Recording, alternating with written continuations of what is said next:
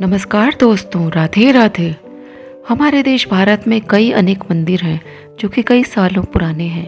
भारत में कोई मंदिर ऐसा नहीं होगा जिसका कोई रहस्य ना हो। आज हम आपको ऐसे ही एक मंदिर के रहस्य के बारे में बताएंगे। तो वीडियो देखने से पहले मेरे चैनल को सब्सक्राइब करना ना भूलें। वीडियो पसंद आए तो उसे लाइक करें और शेयर करें। जिस मंदिर के बारे में बताने जा रही हूँ उसके बारे में आप जानकर शायद हैरान रह जाएंगे। हिंदू धर्म में 4 धाम की यात्रा का काफ़ी महत्व है। जगन्नाथपुरी, बद्रीनाथ, रामेश्वरम, द्वारका, ये हमारे चारों धाम हैं। इन्हीं में से एक धाम जगन्नाथपुरी के बारे में मैं आपको बताने जा रही हूँ। जगन्नाथपुरी के रहस्य। जगन्नाथपुरी जितना खूबसूरत है उतना ही रहस्यमयी भी। समुद्र के किनारे बना ये मंदिर अपने अंदर कई दैवी चमत्कारों को समेटे हुए है। यहाँ विज्ञान के कई नियम भी काम नहीं करते हैं। भगवान जगन्नाथ के इस मंदिर पर जाकर कोई भी इन आश्चर्यों को देख सकता है, लेकिन अनेक प्रयासों के बावजूद अब तक इन रहस्यों से पर्दा नहीं उठ सका है। बेहद अलौकिक है पुरी का जगन्नाथ मंदिर। विज्ञान के पास भी नहीं है मंदिर से जुड़े रहस्यों का जवाब। उड़ीसा के पुरी स्थित भगवान जगन्नाथ के मंदिर से जुड़ी रहस्यमयी चीज़ों के बारे में जानकर लोग हैरान हो जाते हैं।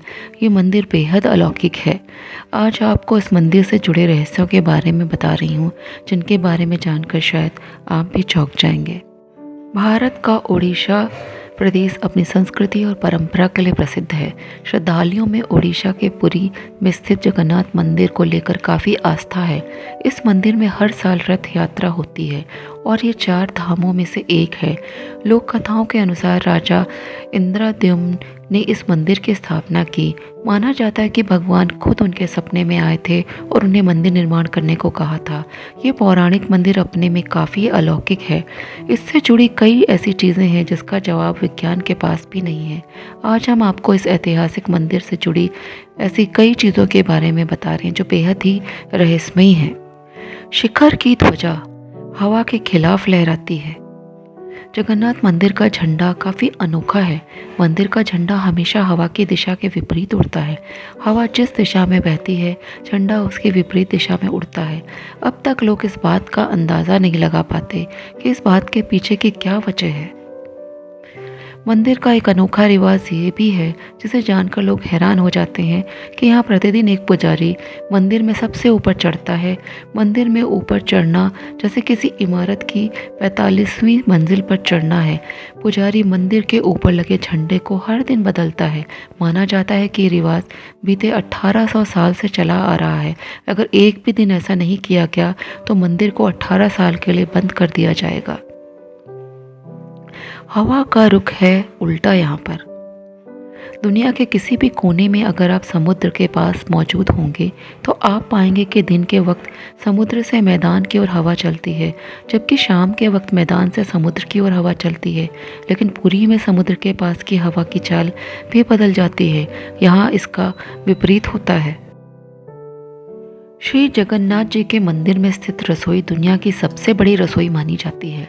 इसमें एक साथ 500 के करीब रसोइये और 300 के आसपास सहयोगी भगवान के प्रसाद को तैयार करते हैं। मंदिर में प्रवेश से पहले दाईं तरफ आनंद बाजार और बाईं तरफ महाप्रभु श्री जगन्नाथ मंदिर की पवित्र और विशाल रसोई है। इस रसोई में प्रसाद पकाने के लिए 7 बर्तन एक दूसरे के ऊपर रखे जाते हैं। यह प्रसाद मिट्टी के बर्तनों में लकड़ी पर ही पकाया जाता है। पर आश्चर्य की बात यह है कि इस दौरान सबसे ऊपर रखे बर्तन का पकवान सबसे पहले पकता है। फिर नीचे की तरफ से एक के बाद एक प्रसाद पकता जाता है। मंदिर के इस प्रसाद को रोज़ाना करीब 25,000 से ज़्यादा भक्त ग्रहण करते हैं। विशेष बात तो यह है कि यहाँ न तो प्रसाद बचता है और न ही कभी कम पड़ता है। इस मंदिर की लाजवाब इंजीनियरिंग का एक और नमूना ये है कि दिन के किसी भी वक्त मंदिर की परछाई नहीं बनती, यानी पूरे दिन में आपको मंदिर की परछाई नहीं दिखाई देगी। कई लोग इसे मंदिर के बेहतरीन डिज़ाइन का कारण बताते हैं, जबकि कई लोगों का कहना है कि ये भगवान की शक्ति है। मंदिर पर लगा सुदर्शन चक्र 20 फीट ऊंचा है और 1 टन से भी ज़्यादा भारी है। सुदर्शन चक्र हर जगह से दिखता है सीधा। मंदिर के शिखर पर ही अष्टधातु निर्मित सुदर्शन चक्र है। इस चक्र को नील चक्र भी कहा जाता है और मान्यता के अनुसार इसके दर्शन करना बहुत ही शुभ माना जाता है। मंदिर पर लगा ये चक्र 20 फीट ऊंचा है और 1 टन से ज़्यादा भारी है। ये चक्र मंदिर के ऊपरी हिस्से पर लगा हुआ है, लेकिन इस चक्र से जुड़ी सबसे खास बात यह है कि आप इस चक्र को शहर के किसी भी हिस्से से देख सकते हैं। इस चक्र के पीछे की इंजीनियरिंग भी एक रहस्य है। आप मंदिर के किसी भी हिस्से में खड़े हो जाएंगे, आपको ऐसा लगेगा कि मंदिर का चक्र आपकी ही ओर घूमा हुआ है। हिंदू धर्म के हिसाब से 4 धाम बद्रीनाथ, द्वारका, रामेश्वरम, पुरी हैं। मान्यता है कि भगवान विष्णु जब चारों धाम पर बसे तो सबसे पहले बद्रीनाथ गए और वहां जाकर उन्होंने स्नान किया। इसके बाद वो गुजरात के द्वारिका गए, वहां उन्होंने कपड़े बदले। द्वारिका के बाद ओडिशा के पुरी में उन्होंने भोजन किया और अंत में तमिलनाडु के रामेश्वरम में विश्राम किया। पुरी में भगवान श्री जगन्नाथ का मंदिर है। पुरी के इस मंदिर में भगवान जगन्नाथ, उनके भाई बालभद्र और बहन सुभद्रा की काठ लकड़ी की मूर्तियां हैं। लकड़ी की मूर्तियों वाला ये देश का अनोखा मंदिर है। जगन्नाथ मंदिर की ऐसी तमाम विशेषताएं हैं। साथ ही मंदिर से जुड़ी ऐसी कई कहानियां जो सदियों से रहस्य बनी हुई हैं। मंदिर से जुड़ी एक मान्यता यह भी है कि जब भगवान कृष्ण ने अपनी देह का त्याग किया और उनका अंतिम संस्कार किया गया तो शरीर के एक हिस्से को छोड़कर उनकी पूरी देह पंच तत्व में विलीन हो गई।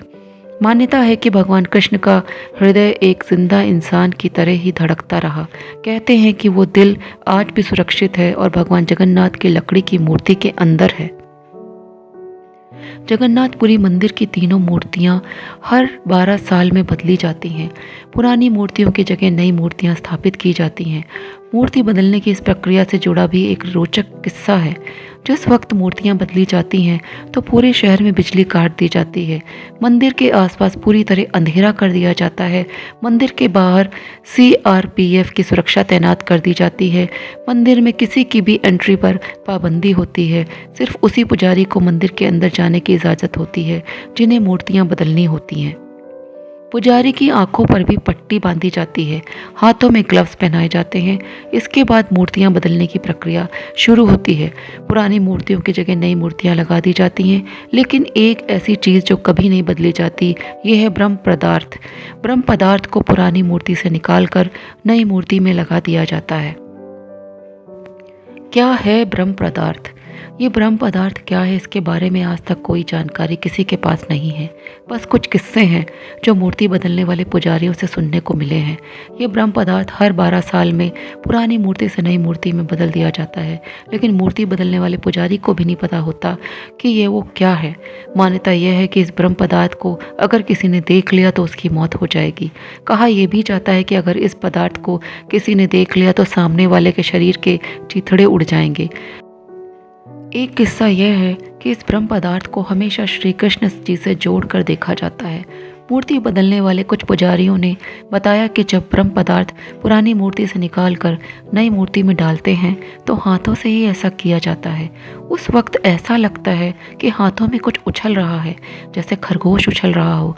कोई ऐसी चीज़ है जिसमें जान है, क्योंकि हाथों में दस्ताने होते हैं, इसलिए उस पदार्थ के बारे में ज़्यादा एहसास नहीं हो पाता है।